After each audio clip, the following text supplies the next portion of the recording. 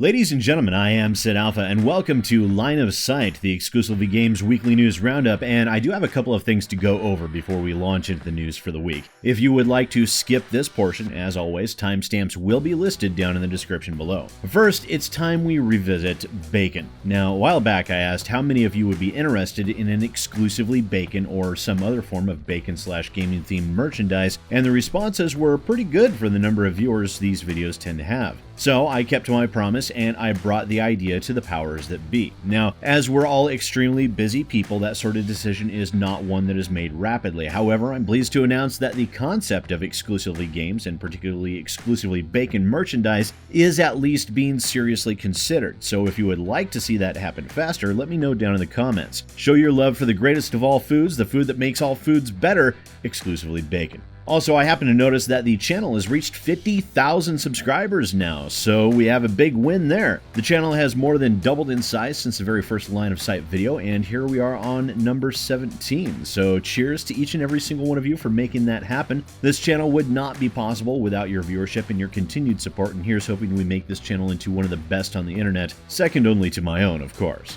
So in the spirit of continuing to reach for the stars, don't forget to check out the Exclusively Games website for more gaming news being published daily, and also hit that subscribe button and ring the bell to make sure you never miss an episode of either Line of Sight or Rags Reviews. And I don't see any need to delay any longer, so let's see what we have in store for this week. A former director of production almost canceled Fortnite before leaving Epic Games. Shenmue 3 goes Epic exclusive, angering Kickstarter backers. CD Projekt Red asks people not to spend $400 on Cyberpunk jackets. The state of California is investigating Riot Games over gender discrimination. And Destiny 2 on Stadia will not support crossplay with other platforms. Now that we're all queued up, let's get started. Love it or hate it, there's no denying the breakout success that has been the Battle Royale genre, and within that genre, Epic Games has virtually cornered the market with their free-to-play game mode, Fortnite, but it would appear that Fortnite was almost canceled.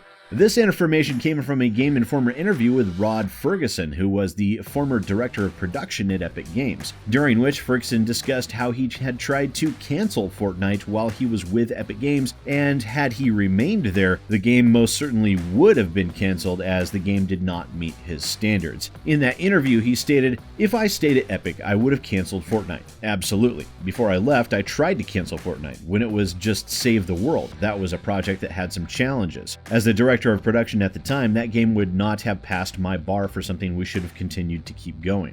Now, it is important to note that Ferguson was discussing the original Fortnite, Save the World, which is a simple builder defense game where the free-to-play Battle Royale mode was tacked on later in an effort to capitalize on the genre at the same time that PlayerUnknown's Battlegrounds was popular. So it would seem that had Ferguson remained at Epic, the landscape of the Battle Royale genre might be very different than what we know it to be today.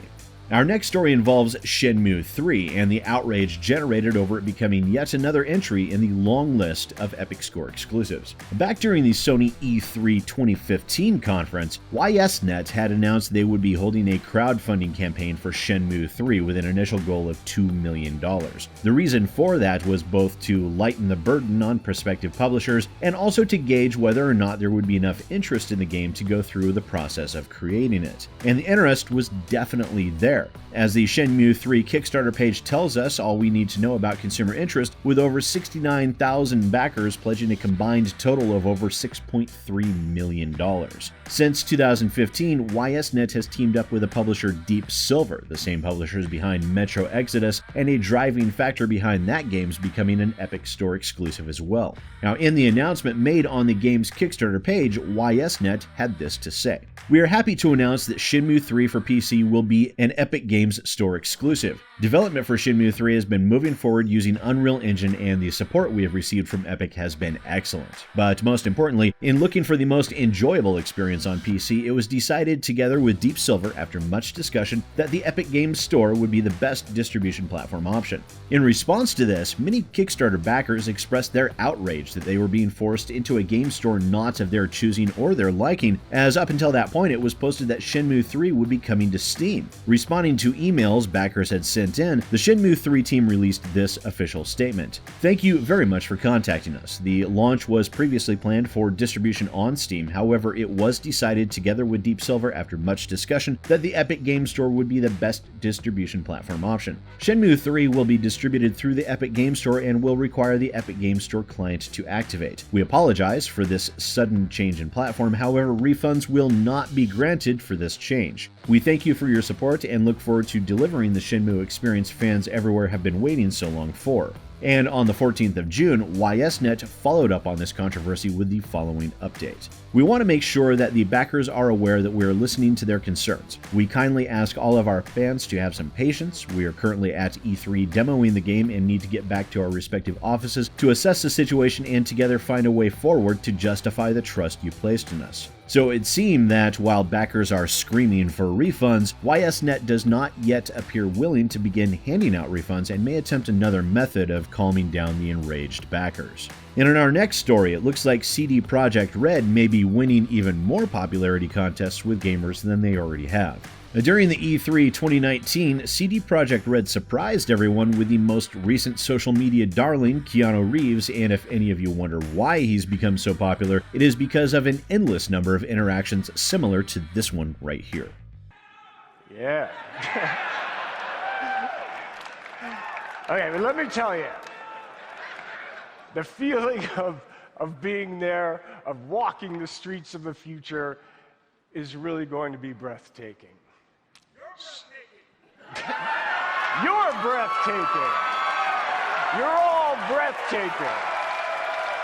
But regardless of public relations, the machine of greed never stops churning, which has resulted in the Cyberpunk 2077 swag jackets that people obtained at E3 popping up on eBay and being sold for upwards of $400. Rafal Jaki, my apologies if I'm pronouncing that wrong, the business development director for CD Projekt Red, took to Twitter to ask people not to buy the inflated price for the jackets on eBay, as the developers plan to have a similar and less expensive version of the same jacket on their merchandise store. So if you were thinking about picking up one of these because you missed E3, you might want to wait a little bit. Who knows, you could end up saving yourself a sizable amount of money. Our next story involves Riot Games and the continued development behind that studio's business practices. And while I know this is one of those times where we delve into politics, I hope we can all be adults about this and take things as just basic information without this report being seen as pushing any sort of agenda. In September of 2018, Kotaku's Cecilia Donastio published an expose on Riot Games titled "Inside the Culture of Sexism at Riot Games." That expose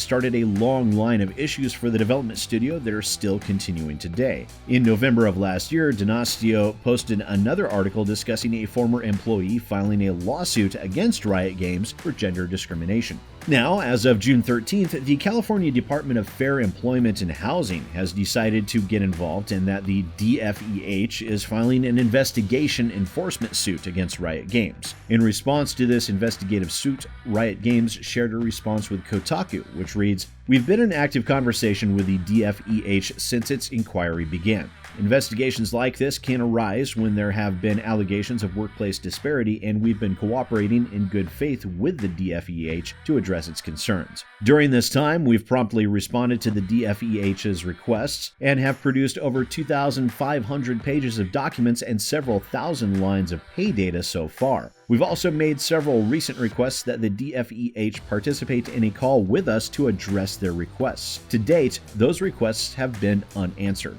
So we're frankly disappointed to see the DFEH issue a press release alleging that we've been non-cooperative. We're confident that we've made substantial progress on diversity, inclusion, and company culture, and look forward to continue demonstrating this to the DFEH. So it would seem that the legal issues over at Riot Games continue to mount. It will be interesting to see how all of this turns out, but it is possible that it could take a year or more before we see any results of these lawsuits and investigations. Now, our final story for the evening, or day, depending on when you're watching this, I suppose, involves Destiny 2 and the lack of cross-platform play with Google's Stadia. It has been a busy year for Bungie Entertainment. Their roadmap for developing new content has proceeded apace, and it would also appear that they've managed to avoid any recent controversies surrounding the game, a welcome divergence from the baker's dozen controversies that arose during the first 6 months of the game's release that included the XP throttling controversy, the dawning event, the issue with the shaders, Bungie's response to the Remove Eververse protest, the statement surrounding making games being too hard, Faction Rally, Curse of Osiris, the user ban controversy, the Three of Coins, the list goes on.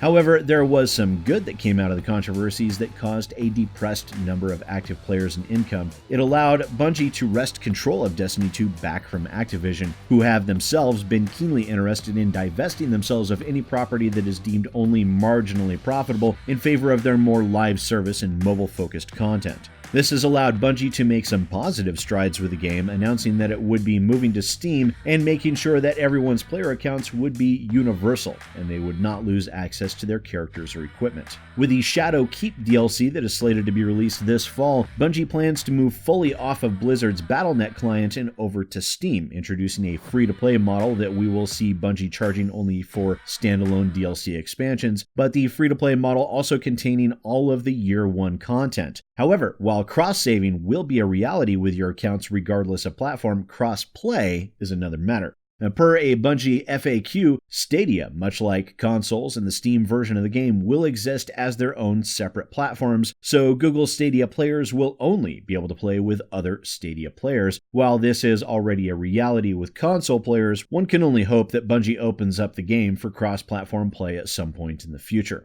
But that's all the time we have for on this week's Line of Sight. Did you like this week's episode? Did you enjoy it? I know a lack of editorialization can make for some pretty dry stuff at times, but feel free to let me know how I'm doing down in the comments below. If you would like to hear more of my voice and my opinion on topics within the video game industry, you can check me out on my YouTube channel at youtube.com/SidAlpha. The link is down in the description. Thanks again for watching. Once again, ladies and gentlemen, I am Sid Alpha, and I'll see you next time.